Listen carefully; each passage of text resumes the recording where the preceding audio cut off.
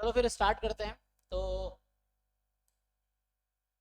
अभी कल की क्लास में हमने वो सॉल्व किया था ना, मैट्रिसेस एंड डिटर्मिनेंट, ठीक है।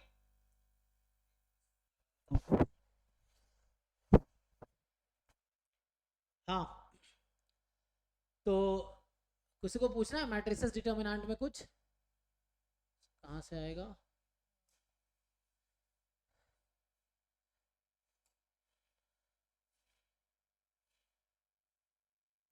तो इसमें अभी भी किसी को डाउट डिस्कस करना है या हो गया?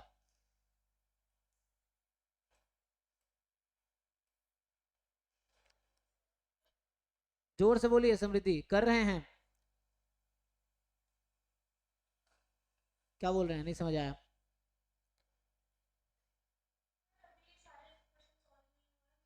कोई प्रॉब्लम नहीं, देखिए आराम से सॉल्व कीजिए, और जो भी डाउट्स होते हैं पूरे दिन में एक जगह कलेक्ट करके रखो, और जब भी डाउट क्लास हो आप डाउट क्लास में डिस्कस। अभी 11 से 12 डेली डाउट क्लास चल रही है, ऑल 7 डेज। सैटरडे संडे में 5 to 6:30 पे डाउट क्लास होगी, है ना। बाकी 6:30 to 12 मेरी क्लासेस डेली है, तो सातों दिन रहेगी। चलो, तो अभी मैं क्या करता हूँ, हम लोग अगले चैप्टर पे आते हैं। फिर अगले चैप्टर का मतलब पिछला चैप्टर पे आते हैं। सो ये बैच, इस बैच का लास्ट चैप्टर है ना, मतलब बैच 1 जिसका नाम दिया हुआ है मैंने, तो ये इसका लास्ट चैप्टर होगा, जो कि बेसिक्स कर रहे थे आईआईटी जेईई मेंस एडवांस के क्वेश्चंस। तो आप में से बहुत सारे लोग सॉल्व कर रहे होंगे, कुछ लोग नहीं भी कर रहे होंगे। बाकी जब भी मेहनत करोगे बराबर हो जाएगा, है ना। पूरे साल जो थोड़े थोड़े मेहनत करेंगे वो भी अच्छा है। कुछ लोग शुरू में बहुत मेहनत करते हैं, बाद में नहीं करते हैं। कुछ लोग बाद में ज़्यादा करते हैं। तो ओवरऑल जितनी मेहनत करोगे उसके हिसाब से रिजल्ट आएगा। बाकी एग्जाम में जैसा परफॉर्म करोगे उस पर डिपेंड करेगा, ठीक है। चलो, तो हम लोग आते हैं इस पे, ठीक है। ये है बेसिक प्रोबेबिलिटी, और ये इस चैप्टर में जो भी चीजें होंगी ना, वो हमारे सिलेबस में भी है, जैम गेट में भी है। तो ये नहीं सोच के चलना है कि ये सब जो बैच 1 में जो भी मैंने पढ़ाए हैं वो एक्चुअल जैम गेट के सिलेबस में भी है, बट उसका रेफरेंस मेरा आईआईटी जेईई का पीवाईक्यू के क्वेश्चंस था। रेफरेंस पहले हमने एनसीईआरटी लिए थे।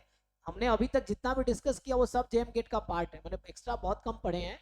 जो जरूरत पड़ेगी वो ठीक है, अदरवाइज वही इस बैच में एटलीस्ट। तो ये चैप्टर भी, इससे हर साल जैम में 3 से 4 क्वेश्चन आते हैं, 6 से 10 नंबर के, कभी 6 मार्क्स के, कभी 8 मार्क्स के, कभी 10 मार्क्स के। इससे आएगा जो अगर तुम जैम का सिलेबस देखोगे, जो फर्स्ट पैराग्राफ है या गेट के सिलेबस का पहला 2-3 टॉपिक जो है स्टैटिस्टिक्स पोर्शन का, वो यही सब होगा जो इसमें पढ़ना है आपको। तो इस चैप्टर को एटलीस्ट आपको ठीक से सॉल्व करने होंगे। और जिन लोगों ने एनसीईआरटी के 11th-12th क्लास के प्रोबेबिलिटी नहीं किए हैं, मैं रिक्वेस्ट कर रहा हूँ कि पहले 11th-12th का सॉल्व कर दो। अगर आप कॉन्फिडेंट हो कि you are good enough in that, then okay है। आप नहीं भी करोगे चल जाएगा, मतलब आप सच में जेन्युइनली आपका लेवल ऑलरेडी अच्छा है, कि आप ऑलरेडी एनसीईआरटी के क्वेश्चन आपके लिए कुछ नहीं है, मतलब यू कैन सॉल्व इजीली और you know how to solve, तो वो ठीक है। फिर ये थोड़े डिफिकल्ट होगा। अब जिन लोगों ने एनसीईआरटी नहीं किया और एनसीईआरटी क्वेश्चन आते भी नहीं है, तो उनके लिए बहुत मुश्किल होगा, फिर आपका कॉन्फिडेंस गिरेगा। ये है। पहले भी बैच 00 में मैंने एनसीईआरटी रेफरेंस लिया था, जस्ट कि उससे आपका लेवल थोड़ा 11th-12th क्लास के जो प्रोबेबिलिटी चैप्टर है, लास्ट चैप्टर है। क्लास 11th के एनसीईआरटी में 16 चैप्टर है, क्लास 12th के एनसीईआरटी में 13 चैप्टर है। आपको इन दोनों चैप्टर को अच्छे से करना है। थ्योरीज पढ़ो, एग्जाम्पल्स करो, एक्सरसाइज करो एनसीईआरटी से। अगर वो आपको लगता है बहुत ईजी है, then you can skip that, लेकिन सॉल्व करके श्योर हो जाना कि ईजी है, नहीं तो गलत फहमी में नहीं रहना आप। फिर आपको ये सॉल्व करने हैं इनिशियली। अब ये सब क्लासिकल प्रोबेबिलिटी मतलब बेसिक उस पर है, तो मैं थोड़े से भी थ्योरी बताऊंगा। तब तक आप फिर से, मैं ही कहूँगा आज रात को या कल जब आपको टाइम मिले आप सॉल्व करो इसको आराम आराम से। स्पेशली मेंस वाले क्वेश्चन को, एडवांस वाले छोड़ सकते हो चाहो तो, कोई दिक्कत नहीं। आप सॉल्व करो इसको, और उसके बाद डाउट मेरे से डिस्कस करो। इस क्लास में ही डाउट होगी, जो अभी 9:30 to 11 का बैच है उसमें, या 11 से 12 डाउट क्लास उसमें भी कर सकते हो। Saturday Sunday 5 to 6:30 doubt class होगी, उसमें कर सकते हो। तो सैटरडे संडे 2 बार डाउट क्लास होगी, 5 to 6:30 भी होगी, 11 से 12 भी होगी, है ना, इस तरह सैटरडे संडे में। तो ना मेन आपके मेहनत करने की जरूरत है। मैं जितना कर सकता हूँ कर रहा हूँ, जो बच्चा मेहनत कर रहा है उसका ऐसे भी सिलेक्शन होना ही है। और चाहे आप कितना भी कोचिंग अटेंड कर लो, क्लासेस अटेंड कर लो, अगर आप खुद एफर्ट्स नहीं कर रहे हो तो सिलेक्शन का चांसेस कम है, बिकॉज इट इज कॉम्पिटिशन। ये कोई है ना आपके बोर्ड के एग्जाम्स नहीं है कि 33% प्लस वाले पास हो जाएंगे, ये जो भी 40% से पास हो जाएंगे। यहाँ परसेंटेज मैटर नहीं करता, यहाँ रैंकिंग मैटर करती है कि जनरल में टॉप 100 बच्चों का ही एडमिशन होगा कहीं पे IITs में स्पेशली, तो आपको टॉप 100 में आने पड़ेंगे। अब वो डिपेंड करता है, पेपर ईजी है तो फर्स्ट रैंकर इस बार 93% पे चला गया, पिछले साल डिफिकल्ट था तो फर्स्ट रैंकर 59% पे था। तो यहाँ परसेंटेज इंपॉर्टेंट नहीं है, रैंकिंग इंपॉर्टेंट है कि आपके रैंक क्या आ रहे हैं, है ना, ये चीज़ है। चलिए तो एक बार मैं टॉपिक्स देख लेता हूँ क्या क्या है। तो पहला टॉपिक है क्लासिकल प्रोबेबिलिटी। कोई बताओ what is the classical definition of probability? Anyone try करो बताओ। मैं पहले डिस्कस कर चुका हूँ क्लास 11th में, 11 12 वाले बेसिक्स में, जिन लोगों को याद होगा। So tell me classical definition of probability.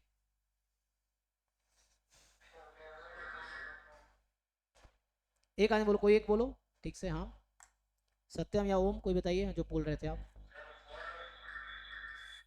I think दो डिवाइस आपके पास ऑन है, एक को म्यूट करो और साउंड ऑफ करो उसका।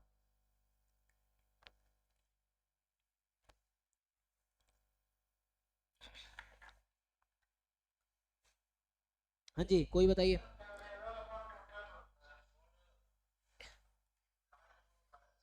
यस यस, इसका एक रेस्ट्रिक्शन है। क्या रेस्ट्रिक्शन है? ये फॉर्मूला कब लगा सकते हैं? ये हमेशा वैलिड नहीं है ना फॉर्मूला। हाँ yes, so this formula is not always valid. ये जो number of favourable outcome upon total number of outcomes हैं, ये फॉर्मूला वैलिड तभी है जब सैंपल स्पेस के ईच एलिमेंट इक्वली लाइकली है, अदरवाइज ये फॉर्मूला वैलिड नहीं है। बहुत सारे क्वेश्चंस में आप लगा दोगे गलत आंसर आ जाएगा। तो you have to make sure कि जो सैंपल स्पेस के ईच आउटकम्स इक्वली लाइकली है और सैंपल स्पेस में फाइनाइट नंबर ऑफ आउटकम्स हैं, ये इसके दो लिमिटेशंस हैं, तभी आप ये लगा सकते हैं। एक तो सैंपल स्पेस में फाइनाइट नंबर ऑफ आउटकम्स हैं and each outcomes equally likely है, या आप समझ सकते हैं कि यूनिफॉर्मली डिस्ट्रीब्यूटेड है on a discrete set, uniform discrete distribution है। तब जाके आप ये बोल सकते हैं कि probability of event E is equal to number of favourable outcomes upon total number of outcomes. ठीक है ना? तो इसको मैं बेसिकली लिख देता हूँ। अच्छा, इसको मुझे सेव करना होगा, ये CSIR का था।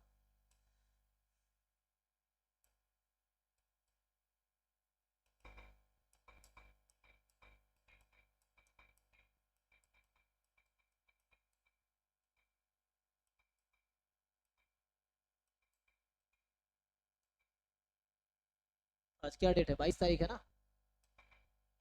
22 27 है, 23 अप्रैल।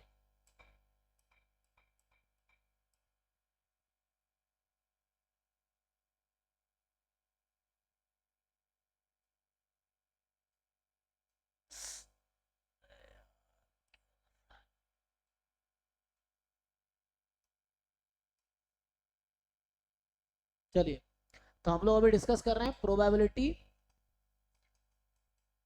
सो ये समझ लो, स्पेशली जो मैथ्स बैकग्राउंड के बच्चे हैं, मुझे जो भी बच्चा फोन करता है यही पूछता है सर आप जीरो से स्टार्ट करोगे क्या, बेसिक पढ़ाओगे क्या?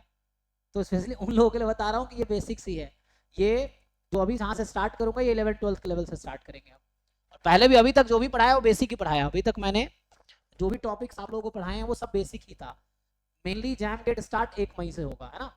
तो बेसिक स्ट्रांग होना जरूरी है। कुछ लोग ऑलरेडी स्ट्रांग है तो वो आगे की चीजें कर सकते हैं खुद से, है ना? डिपेंडेंट मत रहो मुझ पे या किसी पे डिपेंडेंट मत रहो। आप तैयारी अपने पेस पे करो, आप एडवांस साथ चल सकते हो, चलो। फिर जहाँ मेरी जरूरत है वहाँ आप हेल्प लो, रिकॉर्डिंग देख के या लाइव ज्वाइन करके या डाउट पूछ के। अब अपने पेस पे तैयारी करो, है ना? कोई कमजोर बच्चा है तो स्लो सीखता है, स्लो जाना है। जो बहुत अच्छा है वो फास्ट सीखता है, तो आप आगे जा सकते हो, कोई दिक्कत नहीं। क्योंकि मुझे सबको साथ लेके चलना है तो मैं सबके हिसाब से पढ़ा रहा हूँ, है ना? ये है। सो प्रोबेबिलिटी में क्या है कि, तो जो पहला इसने, क्योंकि इस बुक का रेफरेंस ले रहा हूँ मैं, तो जो जो टॉपिक यहाँ पे उसको डिस्कस कर रहे हैं हम। तो ये जो क्लासिकल डेफिनेशन है प्रोबेबिलिटी का,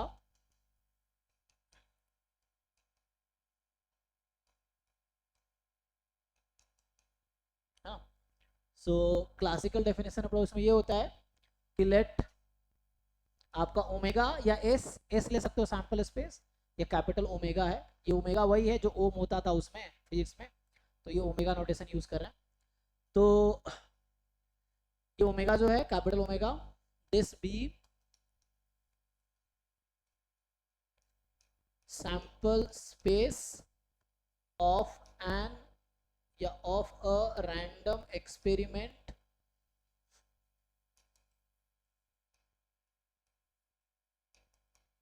in which all outcomes in which all outcomes are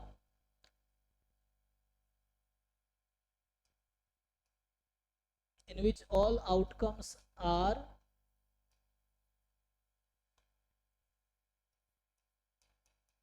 equally likely, ठीक, to occur. ओके है ये? सो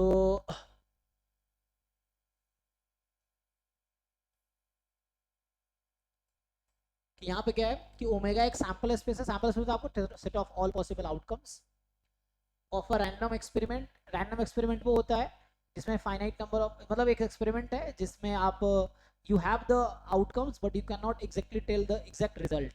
ये समझो पॉसिबल रिजल्ट पता है but exact result you can not tell, तो वो रैंडम एक्सपेरिमेंट होते हैं। पॉसिबल रिजल्ट्स यू नो कि what are the possible result but you don't know कि what will be the exact result after the experiment, you cannot predict, so that experiment is called random experiment। अब है कि हमने ये कहा कि इसका रेस्ट्रिक्शन है कि all outcomes are equally likely to occur, और एक सैंपल स्पेस है तो यहाँ पे एक और कंडीशन है कि सैंपल स्पेस को फाइनाइट होना पड़ेगा, फाइनाइट सेट है ना, तो sample space has finite number of element. Also sample space is a finite set, तो यहाँ फाइनाइट सेट होना पड़ेगा, has finite number of elements, ऐसा समझो। Sample space has finite number of elements, ठीक।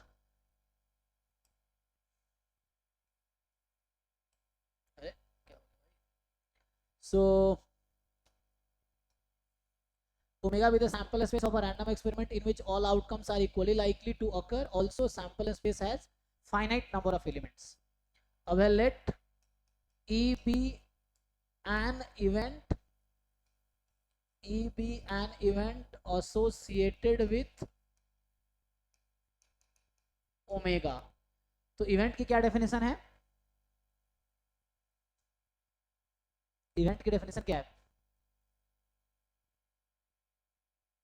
E be the event, so what is event? नहीं, subset of sample, subset of sample space, sample points outcome हो गए, तो subset of sample space is a set, any subset of sample space is event, ठीक।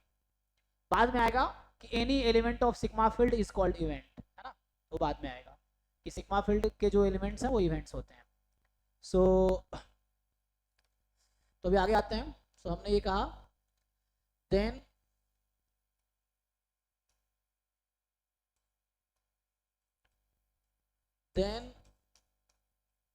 Probability of then, अरे सयानी तुम net का batch काहे join नहीं किए, छोड़ दी प्रिपरेशन क्या?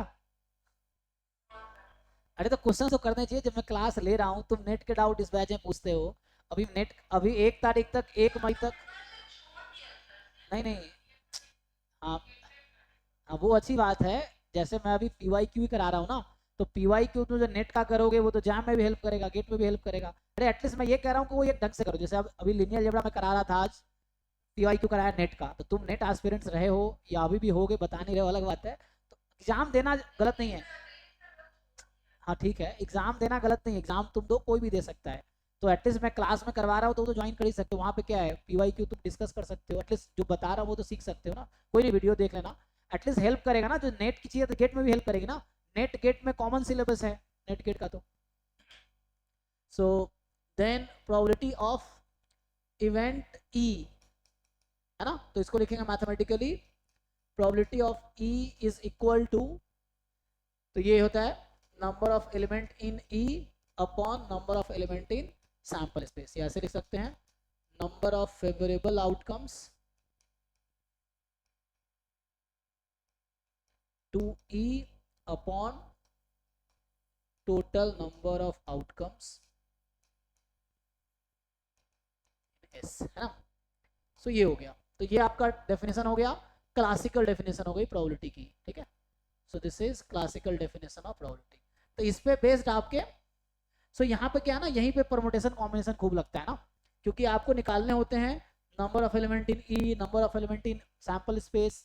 सो यहाँ पे परमुटेशन कॉम्बिनेशन यूज होगा हमारे पास, ठीक है। तो ये बेसिक है, इतना ही। अभी मैं आगे क्वेश्चंस पे आता हूँ, तो आपको 2-4 मैं क्वेश्चंस करवा देता हूँ। तो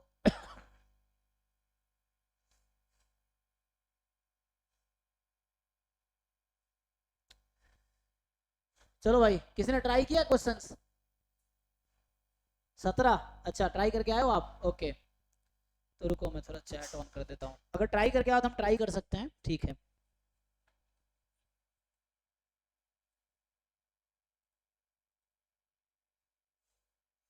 ठीक है, 17 देखते हैं।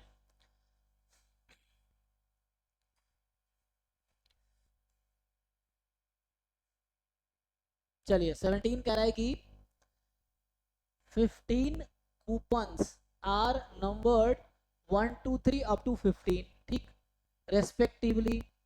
7 coupon at random, 7 coupon are selected at random, 1 at a time with replacement.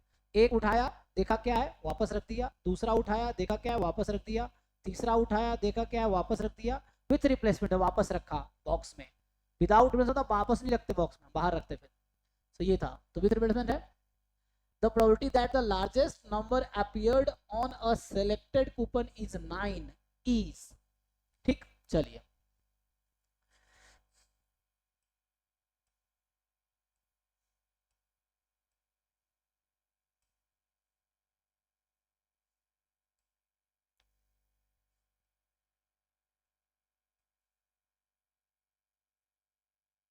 देखो इसने कहा है कि आपको पास कूपन है जिसपे 1 से लेके 15 तक लिखा हुआ है।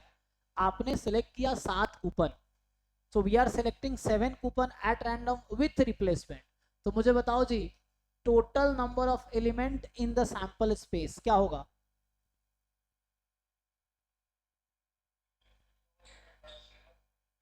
सो लाइक द फर्स्ट, अगर बॉक्स चूज रहा हूँ, कितने चॉइस है? फर्स्ट कूपन के पास कितने चॉइस मेरे पास, मतलब फर्स्ट कूपन के लिए मेरे पास 15 चॉइस है, राइट। तो 15 choice for the first coupon, 15 choice for the second coupon, with replacement है इसीलिए। अगर विदाउट रिप्लेसमेंट होता तो 15 14 इस तरह से करता, या 15 चूज 7 कर लेता। तो 15 C7 कब लिखता मैं यहाँ पे? जब विदाउट रिप्लेसमेंट लिखा होता तो लिखता 15 C7। यहाँ NCR यूज नहीं कर रहा हूं मैं, क्यों? क्योंकि विथ रिप्लेसमेंट है। तो NCR NPR विथ रिप्लेसमेंट में कभी भी यूज नहीं होगा, ठीक है। तो 15 15 चलता रहेगा, 15, तो ये 15 की पावर 7 हो गई टोटल। 15 की पावर 7 आ गई ना, 7 चूज किया, ओके। तो ये तो ऐसे ही देख के कुछ समझ आ रहा है कि कहीं ना कहीं ऑप्शन बी या सी ट्रू होगा, मुझे ऐसा लग रहा है ना, है मतलब भाई बी या सी, क्योंकि इसमें हो सकता है कि 9/15, क्योंकि ये क्या है, ये सी ऑप्शन इज 9/15 की पावर 7, ये भी है, ये 8/15। तो ये तो ऐसे ही यहाँ 16 आ गया, तो ऐसे ही दिख रहा है ये गलत होगा, है ना। तो अच्छा ठीक है, तो अब समझिए, ये तो आ गया सैंपल स्पेस। अब ई इवेंट था कि जो 7 नंबर मैंने सेलेक्ट किए हैं अभी, उन 7 नंबर में the largest number appearing on the selected coupon is 9। तो जो 7 कूपन मैंने सेलेक्ट किए, 1 2 3 15 लिखा हुआ था, उसमें 7 सेलेक्ट किया। तो मुझे फेवरेबल आउटकम ढूंढना है इस इवेंट के करस्पॉन्डिंग। तो इसमें क्या है, the largest number appearing on selected coupon is 9। So the largest number is 9, okay. तो मुझे बताओ, अब लार्जेस्ट नंबर आपके पास 9 है, सो मुझे 7 नंबर चुनने हैं, 7 ना, शुरू में भी 7 चुनने थे, तो ईच के पास 15 चॉइस था, तो 7 चुने थे ना, तो 15 चॉइस था। अब द लार्जेस्ट नंबर इज 9, इसका क्या मतलब, एक तो 9 फिक्स हो गया ना, कैसे नो, एक आउट ऑफ 9 होगा ना इसमें, तो तभी तो लार्जेस्ट 9 होगा। मतलब एक तो ये हो गया कि इसमें यूज नहीं होगा। ठीक है, चलो आगे बढ़ते हैं, फिर अगला बताओ, देखते हैं। सो सेकंड पूछ रहा था ना, चलो सेकंड ट्राई करते हैं, मन कह रहा था सेकंड सेकंड ट्राई करके देखते हैं। एक बार आंसर मैच करना, क्योंकि इसलिए वेरीफाई करना ठीक रहता है, कई बार मान लो गलतियां हो गई तो पता चल जाएगा, तो एक बार आंसर आप वेरीफाई करना। In a random experiment a fair die is rolled until 2 4 are obtained in succession. The probability that experiment will end in fifth throw of a die. चलो इसको ट्राई करते हैं, चेक करते हैं, रुको पहले ट्राई सोचता हूँ थोड़ा सा, तो थोड़ा सा सोचते हैं।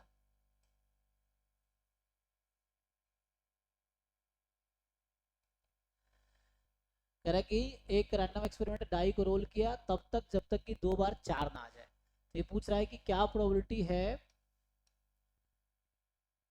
फिफ्थ थ्रो ऑफ डाई, मतलब second 4 comes on fifth trial. ठीक है जी, सेकेंड टाइम 4 जो है कम्स ऑन फिफ्थ ट्रायल, मतलब 5वें ट्रायल पे दूसरी बार 4 आता है।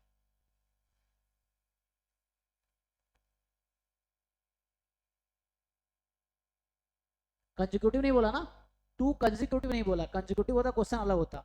तो वर्ड प्रॉब्लम थोड़ा समझना पड़ता है कि इसका क्या है, ईच वर्ड का मतलब क्या है। So until 2 4 are obtained in, अच्छा ओ एक मिनट बोल दिया ना, मैं वही तो पूछ रहा था, इन सक्सेशन बोल दिया, तो ये जो लिख रहा था ये गलत हो जाएगा। अब क्या कह दिया इसने, इन सक्सेशन बोल दिया, तो अब नेगेटिव एनिमल यूज नहीं होगा, जो मैंने लिखा था इसमें नेगेटिव एनिमल यूज होता। वही बोला, थोड़ा क्वेश्चन गलत समझ जाओगे तो गलत आंसर आ जाएगा। यहाँ इसने इन सक्सेशन बोला ना, इसका क्या मतलब है, 2 4 are obtained in succession means what,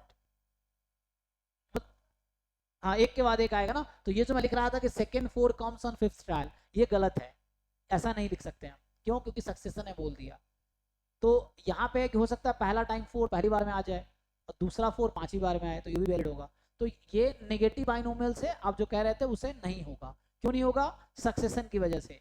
अगर ये वर्ड नहीं होता सक्सेशन वाला, जस्ट बोलता कि अंटिल 2 4 आर ऑब्टेन्ड, अगर ये सक्सेशन वर्ड नहीं होता तो नेगेटिव बाइनोमियल से सॉल्व होता है ये। चलो आंसर निकाल के देखते हैं, फिर मैच करना आंसर क्या है। तो अभी इसने कहा है कि ठीक है ना, तो बोला है कि जो प्रोबेबिलिटी रहता है experiment will end in fifth row, तो ये तो पक्का है कि 5वें रो में 4 आया, और चूंकि सक्सेशन में बोला था तो ये भी फिक्स कर दिया इसने कि फोर्थ थ्रो में भी क्या आया है, 4 ही आया है ना, आया ना। ठीक है, सो फिफ्थ एंड फोर्थ दोनों थ्रो में 4 ही आया। बताओ भाई, तो फोर्थ एंड फिफ्थ थ्रो दोनों में 4 आया, तो यहाँ पे कितनी पॉसिबिलिटी है अब, तो सोचना पड़ेगा तुम्हें। ध्यान ये रखना है कि इधर 2 बार 4 नहीं आने चाहिए।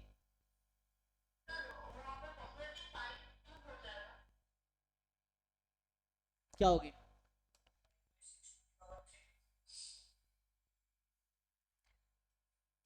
नहीं नहीं तुम्हें कैसे पता 5 5 बाई,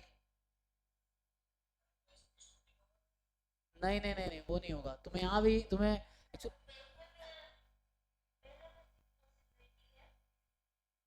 हाँ,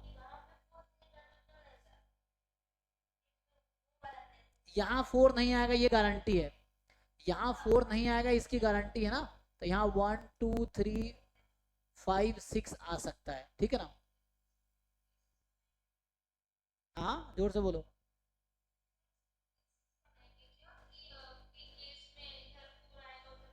जी जी जी बिल्कुल बिल्कुल, क्योंकि इसने कहा है तब तक थ्रो करेंगे जब तक कि 2 4 नहीं आ जाए सक्सेशन में। इसलिए इस तरह का प्रॉब्लम ना ज्यादातर लोगों को मुश्किल लगता है ना, जैम या गेट एस्पिरेंट को। तो एग्जाम में अगर आपको लगे कि आप कर पाओगे तो शुरू करो, वरना इनिशियली स्किप करो इस तरह के क्वेश्चन को। जो वर्ड प्रॉब्लम है, जो क्लासिकल प्रोबेबिलिटी वाले क्वेश्चंस हैं, उसको तुम छोड़ सकते हो एग्जाम में इनिशियली, क्योंकि ये बहुत टाइम खा जाएगा और आंसर भी गलत आ सकता है।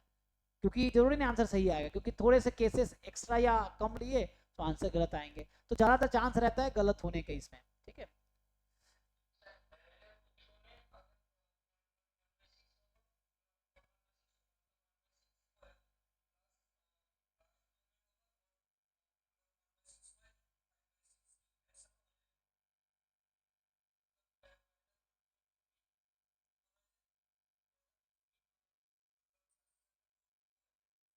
नहीं हो सकता ना, ऐसा क्यों होगा?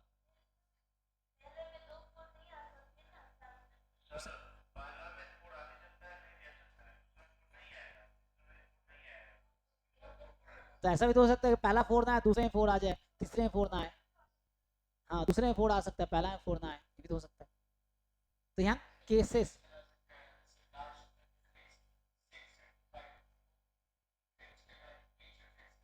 देखो इसको केसेस बनाओ। एक केस है कि पहले पे फोर आ गया, देखो मैं ये बोल रहा हूँ कि इस तरह समझो, एक ये केस बनेगा, एक केस ये बनेगा, ठीक। और एक केस बनेगा जब किसी पे भी फोर नहीं आया, मतलब यहाँ फोर तो है ही, एक मिनट ज्यादा बना दिया यहाँ पे। सो ये बोल रहा हूँ कि मान लो पहला फोर है, तो इस पे फोर आ नहीं सकता, तो यहाँ पांच चॉइस है। इस पे फोर आ नहीं सकता, यहाँ भी पांच चॉइस है, हाँ या ना? यहाँ एक चॉइस फिक्स है, यहाँ एक चॉइस फिक्स है, यहाँ एक चॉइस फिक्स है। मल्टीप्लीकेशन रूल यूज करो तो 25 केसेस होंगे इस तरह के। अगर सेकेंड पोजिशन पे फोर आ गया, तो यहाँ पांच चॉइस है, क्योंकि फोर आ नहीं सकता यहाँ पे। यहाँ पांच चॉइस, फोर आ नहीं सकता, यहाँ एक चॉइस है, यहाँ एक चॉइस है, यहाँ एक चॉइस है। कितने हो गए? 25 यहाँ हो गए। अब सोचो, हाँ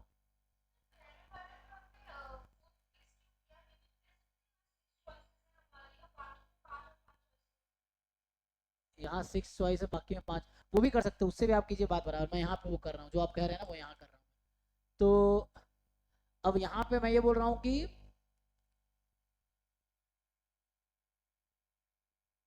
बात वही है, यहाँ फोर, हाँ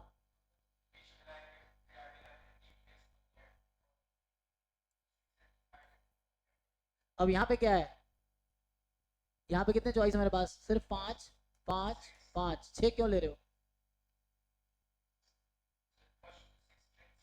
फोर को छोड़ के, वो तो मैं ले लिया ना वहां पे। फोर यहाँ, one two three four five, one two three four five, sorry four छोड़ के, one two three five six, one two three five six, ठीक है ना?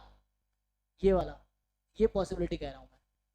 और यहाँ तो वन है, यहाँ वन है, तो कितना आ जाएगा ये? बताओ ये कितना आ गया?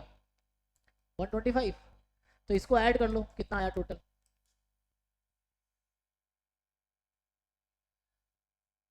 125 प्लस 50, 175। अच्छा, तो 175 तो ये हो गया। और टोटल सैंपल स्पेस में कितने एलिमेंट थे? आओ सैंपल स्पेस में, सैंपल स्पेस में टोटल कितने एलिमेंट थे? देखो मैं ये कह रहा हूँ, इस तरह क्वेश्चन के बहुत सारे तरीके होते हैं। अगर हमने सही अप्रोच लगाए, सही कॉन्सेप्ट लगाया, तो आंसर अलग मेथड से भी सही आएगा। ये है, कुछ केसेस एक्स्ट्रा वो करोगे तो गलतियां होंगी। जिसे आप कह रहे हो मैं उससे भी करके दिखाता हूँ, उससे भी सेम ही आएगा।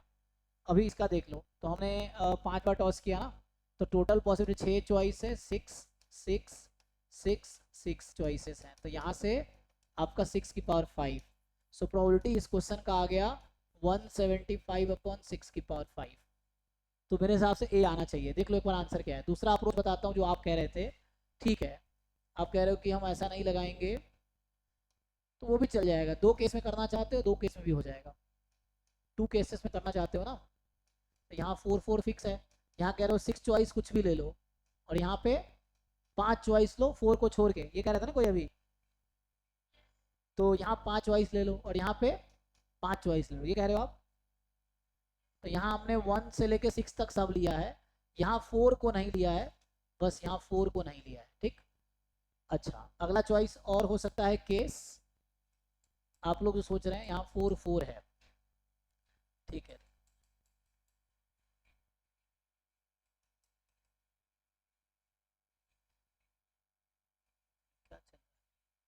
बारिश हो रही है क्या? अच्छा बारिश हो रही है, ओके। तो चलो, तो ठीक है ना? कितना हुआ ये? 150। अच्छा, अब देखो यहाँ पे, अब क्या यहाँ पे क्या केस लगाना चाहते हो तुम लोग? कौन सा केस रह गए? ऐसा हो सकता है ना कि यहाँ पे फोर आ जाए, तब क्या पॉसिबिलिटी यहाँ पे?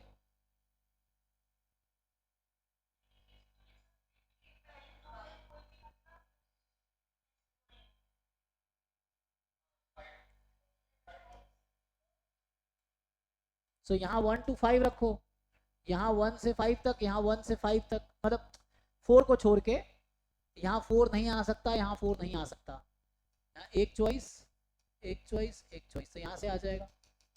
तो यहाँ से 25 आ गया, तो 150 प्लस 25, ये भी आंसर वही हो जाएगा। तो यहाँ हुआ क्या है, ये दोनों केस कंबाइन होके ये बन गया, तुम देख लो, ये वाले केस और ये वाले केस कंबाइन हो गया वहां पे, और कुछ नहीं हुआ है। तो अगर सही से सोचोगे तो आंसर आएगा, और ये सब चीजें खुद से थोड़े ट्राई करने पे, गलतियां करने पे आएगा समझ कि अच्छा यहाँ ये नहीं, ये करना था, क्यों करना था वो समझ आना चाहिए कि जो हमने किया वो क्यों नहीं करना था, जो सॉल्यूशन में है वो क्यों ऐसा किया है, ये चीज। ठीक है, हाँ जी अमन, क्लियर है ये?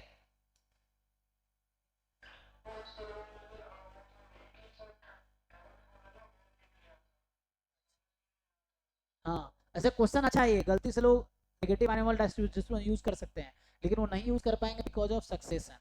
तो ये सब आप लोग सीख रहे हो, पहले क्वेश्चन में एनसीआर हम यूज नहीं कर सकते बिकॉज ऑफ विथ रिप्लेसमेंट। तो ये सब कॉन्सेप्ट जो हम सीख रहे हैं प्रोसेस में, यही एग्जाम में आएगा तो आपको यही वहाँ अप्लाई करना है, या जब प्रैक्टिस करोगे, जब पीवाईक्यू करोगे तो अप्लाई करना है। ये सब सीख रहे हैं हम, इन सक्सेशन जब होगा, 2 ट्रायल्स सक्सेशन में है तो फिर नहीं लगा सकते नेगेटिव बाइनोमियल, उसकी वजह है ना, बोलता जस्ट। ठीक है, ओके।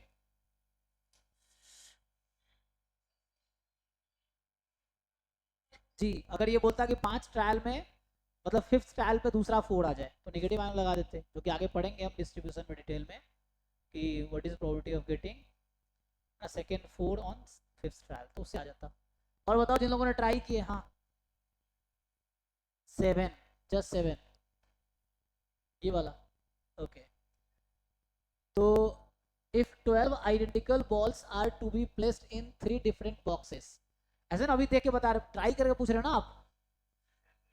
हाँ, क्योंकि I don't like the people जो डायरेक्टली, मतलब मैं ऐसे आपको नहीं बोल रहा हूँ, किसी को भी बोल रहा हूँ कि मैं उन बच्चों को बिल्कुल पसंद नहीं करता जो जस्ट क्वेश्चन पढ़े और भेज दिए डाउट में, क्योंकि उनको सीखना नहीं होता, उनको टीचर को चेक करना होता है।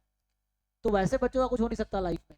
आप ट्राई करो और जेन्युइन डाउट पूछो, मतलब आपको सच में सीखना है तो पूछो आप, ये है। वरना दुनिया में इतने क्वेश्चन है कि हम सॉल्व करते करते मर जाएंगे, तभी नहीं कर पाएंगे ना, इतने दुनिया में क्वेश्चन है, लेकिन हमें देखना हमारे लिए रेलिवेंट क्या है वो करना है। So if 12 identical balls are to be placed in 3 different boxes, so we have 3 box, ठीक, and 12 balls are there, मान लो इस तरह से, मान लो 12 हो गए सपोज, तो then the probability that one of the boxes contain exactly 3 balls, one of the, क्या बोल रहा है, one of the boxes contain exactly 3 balls। तो ये भी जो कर रहे हैं हम क्लासिकल प्रोबेबिलिटी कर रहे हैं ना, जो कि थोड़ा सा ये कॉन्सेप्चुअल होता है, मतलब डिफिकल्टी इसमें रहती है आंसर निकालने, मतलब इसमें खूब काउंटिंग प्रिंसिपल यूज होंगे।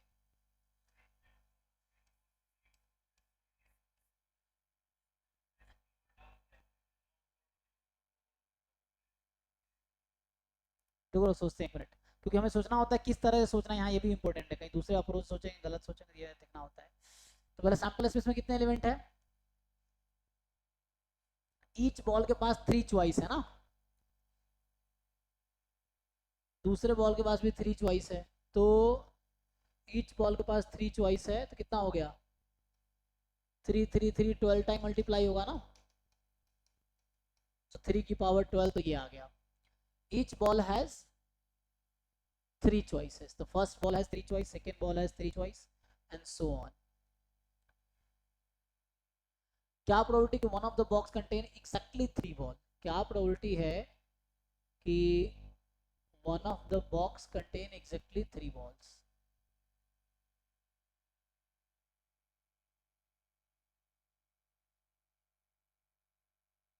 या मैं ऐसा तुमसे पूछता, एक minute, x1 plus x2 plus x3 बराबर 12, कि x1 है number of balls in the first box, number of balls in the second box, इसके कितने सॉल्यूशन होंगे, इसका आइडिया है आप लोगों को? जहां पे xi will be natural number, बताओ इसका क्या फॉर्मूला आता है, इसको याद है?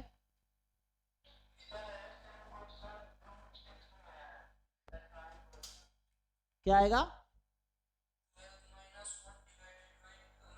तो यहाँ से एक 2 और यहाँ से एक 2 निकाल लो, इधर भेज दो, 2 की पावर 11, यहाँ से 3 भेज दो, 3 की पावर 11, एक 3 यहाँ बचा, 2 निकाला तो यहाँ आ गया 55।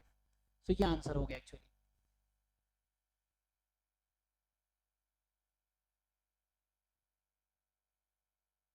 ठीक है, देख लो।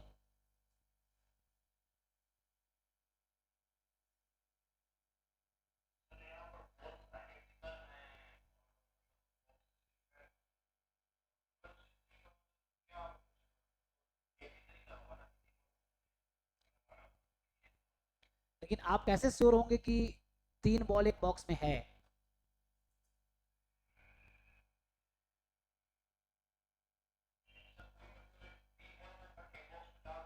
हाँ तो वही तो किया, यही तो किया हमने, 3 बॉल को एक बॉक्स में डाल दिया। 12 बॉल थे ना, 3 बॉल को एक बॉक्स में डाल दिया, वही हुआ कि वो 3 जो सिलेक्ट किया एक्चुअली वो किसी बॉक्स में ही गया है। तो उस 3 बॉल को एक बॉक्स में डाल दिया और बाकी 9 बॉल को 2 बॉक्स में डाल दिया, यही हो रहा है। 3 बॉल्स को एक बॉक्स में डाल दिया किसी एक में, और बाकी जो हमारे पास 9 बॉल्स हैं उसको 2 बॉक्सेस में डाल दिया।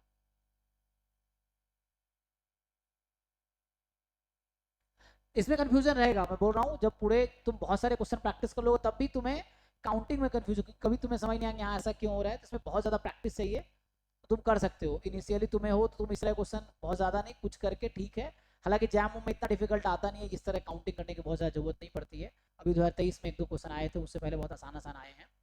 तो वो हम देख लेंगे, जो भी होगा वो सीखना, तो 1 साल में सीखना है ना, तो धीरे धीरे सीखोगे ना, लेकिन प्रैक्टिस करना पड़ेगा उसके लिए तुम्हें ये। एनीवे तो मुझे लग रहा है ये काफ़ी हमने आज इस पे डिस्कस कर दिया, जो ये काफ़ी गलतियां भी हुई हैं।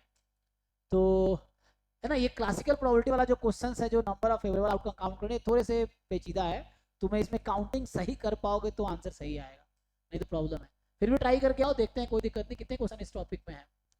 इस टॉपिक में क्वेश्चन 29 है। तो जैम में इससे एक क्वेश्चन आ जाता है, लेकिन उसको तुम स्किप कर सकते हो, अगर तुम कॉन्फिडेंट नहीं हो काउंटेबल टॉपिक तो स्किप कर सकते हो, एक क्वेश्चन आता है उससे।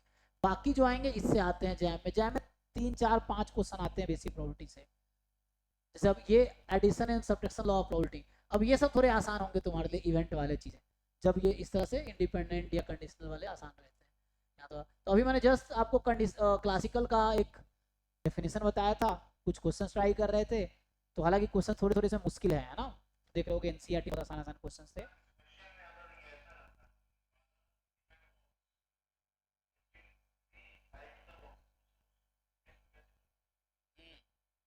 तो 12 बॉल्स डिफरेंट है और 3 आइडेंटिकल बॉक्सेस हैं, है ना।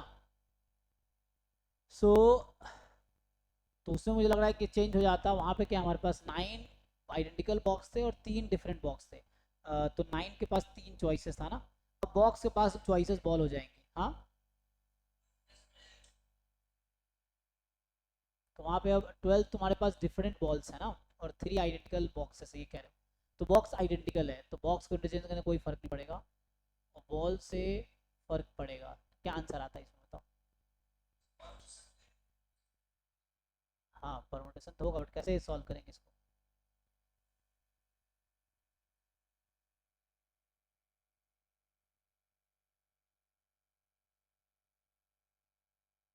मतलब क्वेश्चन ये है ना कि मान लो 12 डिफरेंट तुम्हारे पास बॉल्स हैं एंड 3 आइडेंटिकल बॉक्सेस हैं, अभी डिफरेंट बॉक्सेस था, अब आइडेंटिकल है, तो आइडेंटिकल में क्या होगा? जब बॉल्स आइडेंटिकल एक साथ पुट तो मतलब उल्टा हो जाएगा, मुझे लग रहा है जैसे लिखा था ना 3 की पावर 12 और 12 की पावर 3 हो जाएगी चॉइसेस, फिर उस तरह से each box can have any one balls, है ना। तो उस तरीके से जो, हाँ यहाँ हमने बॉक्स को नंबरिंग की थी 1 2 3, तो each ball has 3 choices, each ball has 3 choices, तो 3 की पावर 12 हुई थी। अब ईच बॉक्स हैज 9 चॉइसेस, तो वहाँ पे फिर तुम्हारे पास 9 की power, sorry each box has 12 choices, तो 12 इंटू 12 इंटू 12 की पावर क्यूब आता है सैंपल इसमें, फिर उसके हिसाब से काम करना पड़ता है। इसमें है बहुत सारे काउंटिंग। हाँ मैं ये कह रहा हूँ कि जैसे हमारे पास क्या था कि अब एक बॉक्स के पास कितने बॉल्स आ सकते हैं, एक बॉक्स में 9 डिफरेंट बॉल्स है ना, तो 9 यहाँ डिफरेंट बॉल्स हैं। तो बॉल्स में मतलब डिफरेंट डिफरेंट बॉल्स हैं तुम्हारे पास, या मतलब डिफरेंट कलर्स के हैं फॉर एग्जांपल, तो डिफरेंट हो जाएंगे। तो अब सैंपल स्पेस में कितने एलिमेंट होगा? 9 different balls are placed into 3 identical boxes.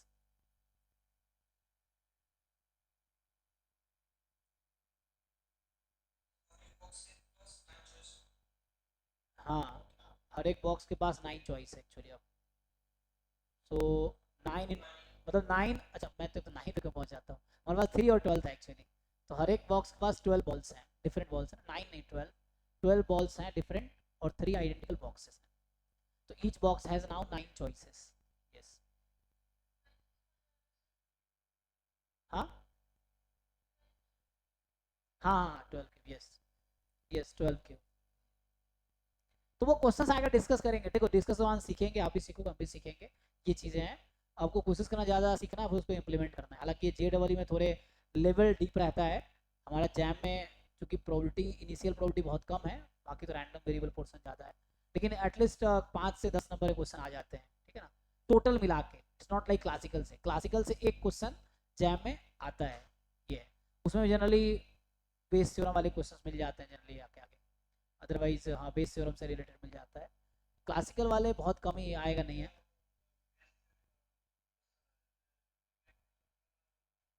तो बेस थ्योरम वाले बहुत सारे क्वेश्चन होंगे ना वहाँ पे, तो वो आगे आएगा। तो ठीक है, अभी हमने आज ज़्यादा टाइम हालांकि किल ही किया है, लेकिन कोई बात नहीं, सीखेंगे उसी से ही। तो अभी क्लासिकल प्रोबेबिलिटी देखा और उस पर कुछ क्वेश्चन ट्राई किए हमने, तो हम ट्राई करके आओ, हम डिस्कस करेंगे, सीखेंगे उससे, कोई प्रॉब्लम नहीं है। अभी यहाँ पे आओ, आगे है अगले क्लास में ये डिस्कस करूंगा थ्योरी में टॉपिक 2 का, फिर आप क्वेश्चन, अभी देखो मैं टॉपिक पढ़ाया हूँ नहीं पढ़ाया हूँ, आप पूरा क्वेश्चन ट्राई करके आओ, अगर टाइम जिनके पास है एटलीस्ट सॉल्व जितने क्वेश्चन कर सकते हो इस चैप्टर के कर लो पूरा, फिर डाउट डिस्कस करो, है ना, वो चीज़ें। तो इसको अगले क्लास में मैं इसका थ्योरी बताऊंगा। फिर अगला है इंडिपेंडेंट एंड कंडीशनल प्रोबेबिलिटी, फिर टॉपिक 4 होगा, टॉपिक थ्योरी कराऊंगा 2-3 क्लास में भी, तो law of total probability and Bayes theorem और बायस थ्योरम, उसके बाद खत्म हो जाएगा। और प्रोबेबिलिटी डिस्ट्रीब्यूशन, बाइनोमियल डिस्ट्रीब्यूशन, ये क्लास 12 का जो एनसीईआरटी वाला टॉपिक्स वही उसी से रिलेटेड है। और 6 भी है, 5 टॉपिक है। ये 5 टॉपिक आज हमने बस पहला टॉपिक के डेफिनेशन देखा, कुछ क्वेश्चन ट्राई किए। तो काउंटिंग इज थोड़ा डिफिकल्ट प्रोसेस है, तो काउंटिंग केयरफुली करना पड़ेगा और करेक्टली करना पड़ेगा, तब जाकर सही आंसर है। तो वो ट्राई करो। कल मैं सेकंड टॉपिक का थ्योरी पढ़ाऊंगा, बाकी क्वेश्चंस आप first topic, second topic, third, fourth, fifth try करो जितना कर सकते हो, ठीक है। तो अभी यहीं स्टॉप करता हूँ इस बैच को। डाउट वाले लोग, अच्छा टाइम भी काफी निकल गया, सो डाउट, हाँ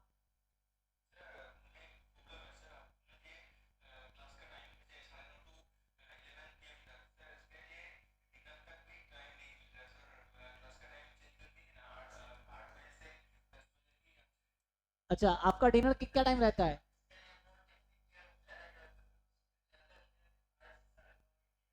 अच्छा अच्छा, तो एक तो 9:30 से 11 में आपको खाना छूट जाता है। आपका मेस का टाइम क्या है? आपका मेस का खाने का टाइम क्या रहता है हॉस्टल में?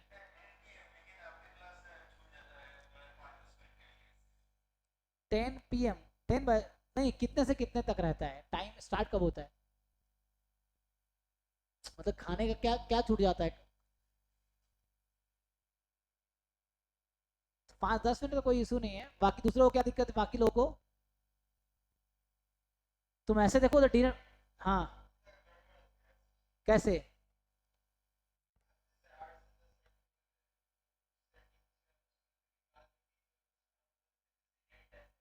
हाँ कोई दिक्कत नहीं, वो कर,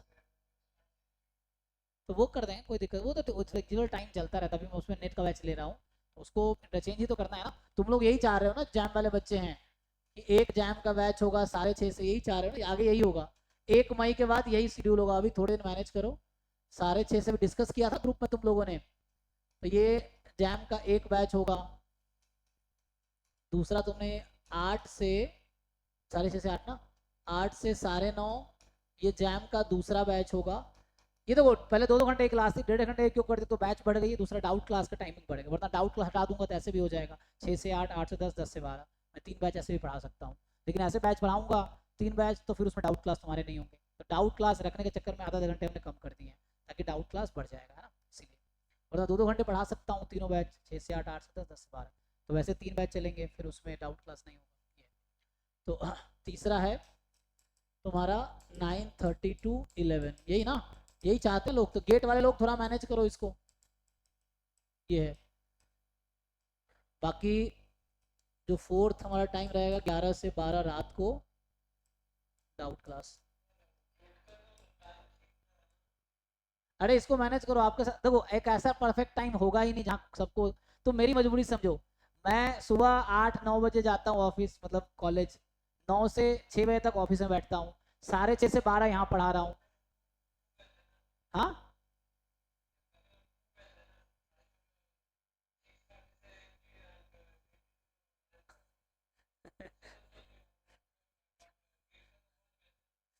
अरे तो आपके साथ आप फिर मैं, ये तो फिर वैसे करूंगा, मैं जैम बैच कंबाइन कर दूंगा, फिर ये बैच चलेगा ही नहीं फिर तो अच्छा है मेरे साथ कि मैं जैम कंबाइन कर दूं, बाद में जब एक बैच, पिछले साल कैसे कराया था मैं बता देता हूँ।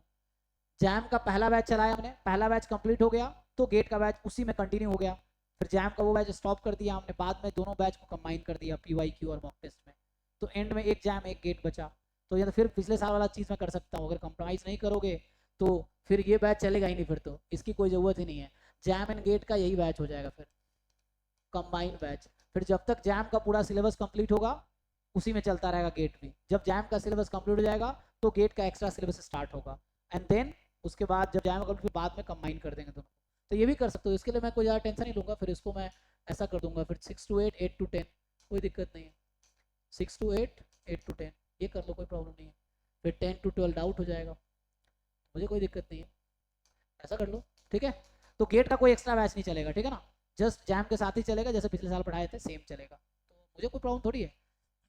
मैं भी डिनर रोज छोड़ रहा हूँ, कॉम्प्रोमाइज करना क्या है, तुम देखो मैं कभी डिनर नहीं करता हूँ, मैं 6 से 12 डेली पढ़ा रहा हूँ, तो आज जैसे क्लास लिया मैं 6 से 12 पढ़ा रहा हूँ, तो डिनर मैं रोज स्किप कर रहा हूँ, मतलब अभी खाऊंगा या तो क्लास के बाद खाऊंगा या खा के आऊंगा, दो ऑप्शन मेरे पास है। और मैं भी एक्सक्यूज दे सकता हूँ कि नहीं मुझे डिनर करना है, क्लास नहीं लूंगा। लाइफ में देखो अच्छा करना है तो एक्सक्यूजेस छोड़ने पड़ेंगे, थोड़े बहुत बहाने के लिए तुम उससे लाइफ में अच्छा नहीं कर पाओगे। जो बच्चा एक्सक्यूजेस देगा वो लाइफ में, मतलब ऑब्वियस पार्ट है लाइफ का ना। मैं दिन में, अभी फिर से मैं तुम्हें कह रहा हूँ कि मैं 8 घंटे कॉलेज में जाता हूँ, 6 घंटे पढ़ा रहा हूँ, 14 आवर डेली में कर रहा हूँ मैं, सातों दिन कर रहा हूँ। मेरे पास हजार चीजें बहाने देने को, मैं क्यों तुम्हें बहाने दूंगा, क्योंकि मुझे मेहनत करना है, मुझे कॉम्प्रोमाइज करना है।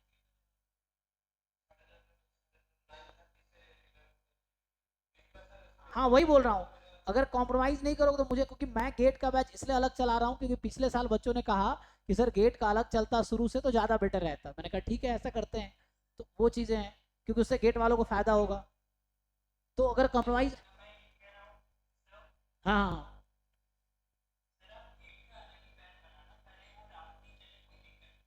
हाँ उससे फायदा, उससे गेट वालों को फायदा होगा, क्यों, एग्जैक्टली exactly, उससे आप लोगों को गेट वालों को फायदा होगा, क्योंकि गेट की लेवल थोड़े जैम से ज्यादा है, एटलीस्ट सिलेबस के पर्पज से बोल रहा हूँ मैं, बीच बीच में भी बहुत सारे एक्स्ट्रा टॉपिक्स हैं, ठीक है ना, तो वो अब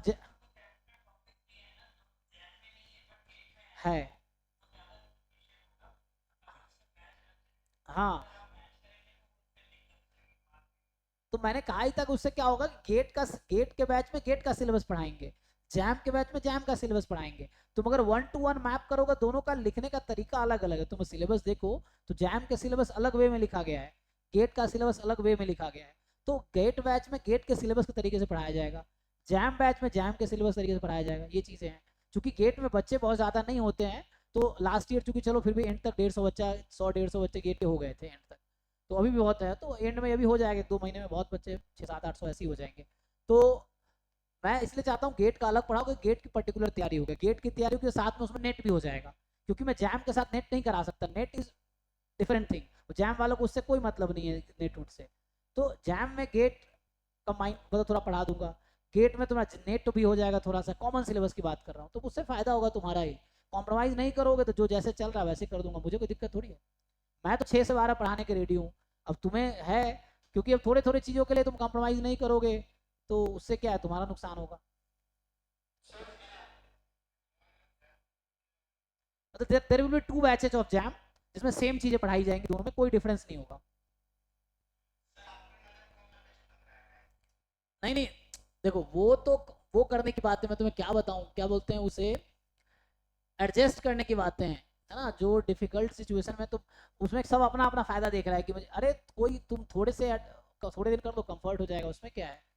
आप मेरे हिसाब से क्या, मैं तो जो कह रहा हूँ मुझे कोई दिक्कत थोड़ी है, तुम लोग अपना देख लो, 6:30 से 8 PM तुम जैम 1 कर लो, फिर 8 से चल रहा है तुम्हारा, 8 से क्या बताया था मैंने, ये 9:30 ना, ये जैम 2 होगा, मतलब जैम के 2 बैच सेम चीज़ पढ़ाऊंगा। पिछले साल भी 2 बैच थे। जो लोग रिकॉर्डिंग देख रहे होंगे तो रिकॉर्डिंग देखो जाके उसमें।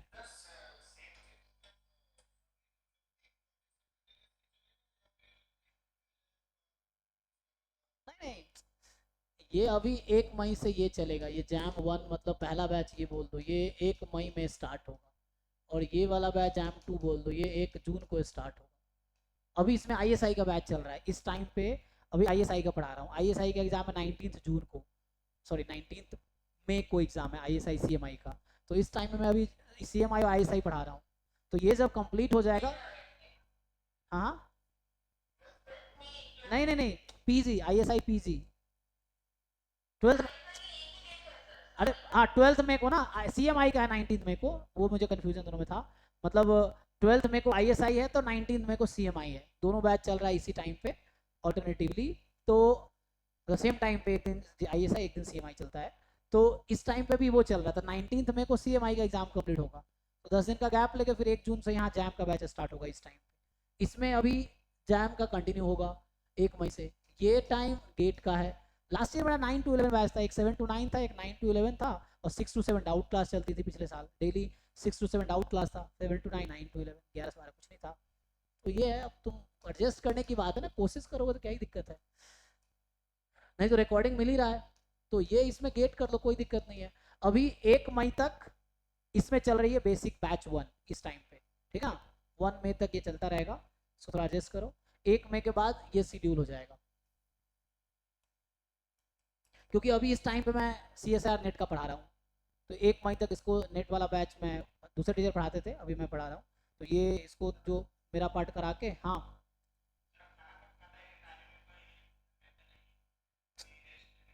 वही देखो। अब देखो लाइफ में अभी मैं एक कोट सुन रहा था ना, अलग पांडे, रील्स उल्स आते रहते हैं कि अगर आसमान में उड़ना है तो मैं बादलों की तरह मेहनत करना होगा, पागलों की तरह, इस तरह की चीजें हैं। तो ऐसे ही लोग बहुत एक्स्ट्रा ऑर्डिनरी करते हैं, जिनके पास कोई एक्सक्यूज नहीं होता। अब मैं तुम्हें मतलब मुझे, मैं इतना कॉम्प्रोमाइज कर सकता हूँ, मुझे खाने का उतना टेंशन थोड़ी जितना पढ़ाने की टेंशन है। तो पढ़ाना मेरे लिए ज्यादा इंपॉर्टेंट देन खाना इंपॉर्टेंट है, तो बाद में खा लो। जी जी जी, ये फाइनल है। सो इसमें थोड़ा कॉम्प्रोमाइज करो और एडजस्ट करो। मैं तो थोड़ा सा शेड्यूल चेंज भी तो कर सकते हो, तो ये टाइम रहेगा, ठीक है। लास्ट ईयर 9 to 11 बैच ही था लास्ट ईयर, ठीक है ना। तो ये हमारा तुम्हारा 2 बैच रहेगा। बाद में ये दोनों कंबाइन हो जाएगा। जैम जब सिलेबस कंप्लीट हो जाएगा तो 6 to 9 कर दूंगा मैं, या 6:30 to 9:30, जिसमें मॉक टेस्ट डिस्कशन और ये PYQ डिस्कशन चलेगा। जब ये दोनों बैच के सिलेबस कंप्लीट हो जाएंगे, दोनों बैच में same he syllabus, it's not like same चलेगा। 1 महीने पहले बाद स्टार्ट होगा जो बैच, 1 महीने बाद कंप्लीट होगा, ये चीज़ है। और उसके बाद जब कंप्लीट होगा तो बाद में ये दोनों बैच कंबाइन हो जाएंगे। तो जैम का टाइम 6:30 to 9:30 का हो जाएगा, जिसमें हम लोग मॉक टेस्ट 3 घंटे का जो मॉक टेस्ट होता है उसका